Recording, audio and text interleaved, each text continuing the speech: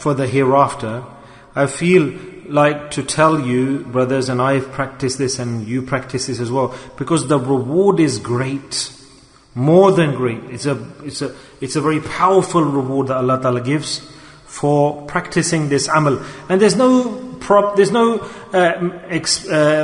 utilizing energy and working hard and making effort or sweating to do this amal.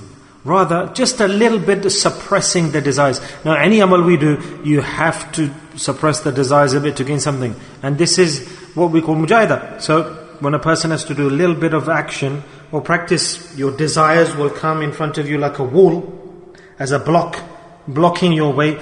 Then we see that, do you fulfill the desire or do we go towards the amal?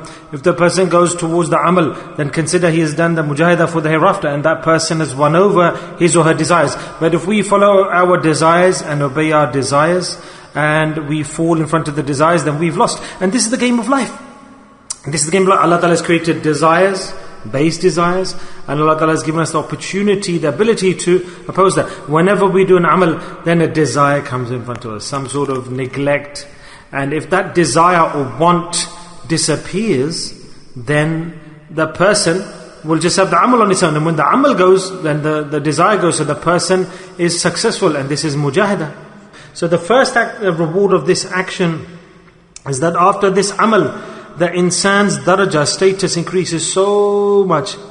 This example is being given the hadith, that it becomes so high, lofty, the person's status as maqam, that just like in a dark home, that suddenly the light is put on, or a candle is lit. That is how much benefit is attained. Imagine you've got a beautiful palace, a very nice house, and it's fully decorated, and there's darkness in that home, then you will not succeed in being able to benefit from that home. There's no benefit. What will a person do in the darkness? Where will he sit? Where will he go? What will he use?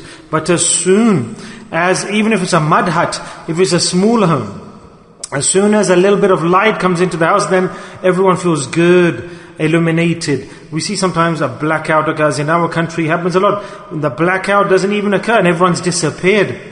That everyone's prepared for the blackout.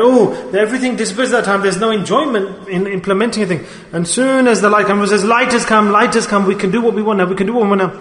So this is a natural example that Rasulullah ﷺ stated, that this is such an amal, that person will become illuminated, just like if there is a dark home and the light suddenly comes on, then this is how much his rank increases, his status increases, that person starts to glow and shine just like that candle that is lit in the darkness of the night. So how does that person shine? For example, if you have a dark house, then as soon as the light comes on, everyone in the house can see. And then even the candle which is illuminating everything around it, people can see that as well. So the human being who does this amal, he becomes like the example of that candle that is visible in the darkness. His maqam becomes so great. In other words, it states that he becomes an arif billah. This is the maqam of ma'arifah. That everything in the world starts to recognize that person. Rather, they give examples that this is why we are all fortunate in getting the blessings of Allah, because the light is illuminated, deen spreads. Due to the illumination due to the light that spreads, the sunnah spreads, deen spreads, Islam spreads, Quran spreads, tabligh spreads. There's an effect in that person's tabligh, and deen is taught and propagated, and salah is prayed. Because there's a light, the person is light himself or herself, and illuminates the people around him or her. So the dunya receives phase from that individual, benefit from that individual, after that individual does this specific amal that we are going to come to. Great reward, eh? What a great reward. So now what's the second reward? So the first reward is that people around that individual are benefiting. And the second reward is like this. Let's take an example that, for example, so much that person becomes elevated and high in his rank. Allah Ta'ala likes that person so much that his house and his palace and mansion in Jannah is shown to that person in advance. And this is not a minor result. When does a person get to this level. When does a person get this reward? This reward is given at that time when Allah Ta'ala is Khabir. Allah Ta'ala is Khabir and Basir. Allah knows everything, sees everything. So when Allah Ta'ala knows that this person's yaqeen has become so strong and high, that even if he cannot see the what is going to happen after, he'll say, no, it's totally haqq. It is truth. That person has yaqeen on the haqq. And this is the highest level of yaqeen, and this is the best sign of iman. The best test for iman is that Allah gives a person the ability to recite La ilaha illallah Muhammadur Rasulullah, and he becomes strong in implementing this kalima. What does it mean by implementing? That a person is so much belief in Allah, so much belief in Jannah, so much belief in hellfire, so much belief in paradise, and that all the statements of the Prophet ﷺ, he has so much certainty as if he is seeing this with his own bare eyes. So when a person's yaqeen increases so much, then what is the need for the obstacle, the parda, the veil? Allah Ta'ala removes the veil. Allah Ta'ala removes the veil. What a reward if we see this. So he has seen his home. He will see the hurs, mashallah, the palace, etc. What a great amal that leads to this reward, the ma'rifah. The person gets to the closeness of Allah. And the third reward is a great reward that Allah Ta'ala has given, and that Rasulullah Sallallahu Alaihi Wasallam has given. Do you understand what I'm talking about? Yeah, do you feel that enjoyment? And this is the enjoyment for the hereafter that we are experiencing. And this is the enjoyment of hereafter.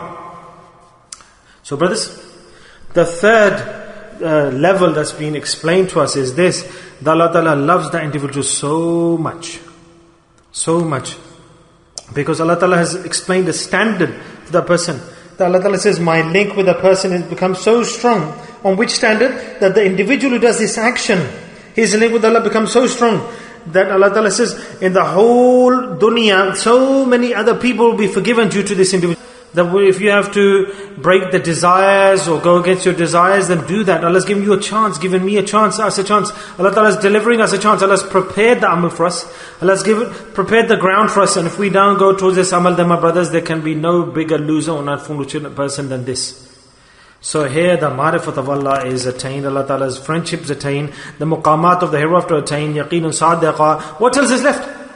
What else is left? The dunya we're going to get anyway. Whatever in the dunya is due to us is in our destiny we're going to get. But what a great amal that leads to the hereafterwards. And it's stated in the hadith of what is this amal, this practice? That to attend and sit down in the majlis of the dhikr of Allah and to do dhikr in that majlis. This is the rule. Allah Ta'ala's remembrance, Allah Ta'ala's dhikr, the majlis where people gather to do the dhikr of Allah, to sit in that gathering. Say Subhanallah, Subhanallah.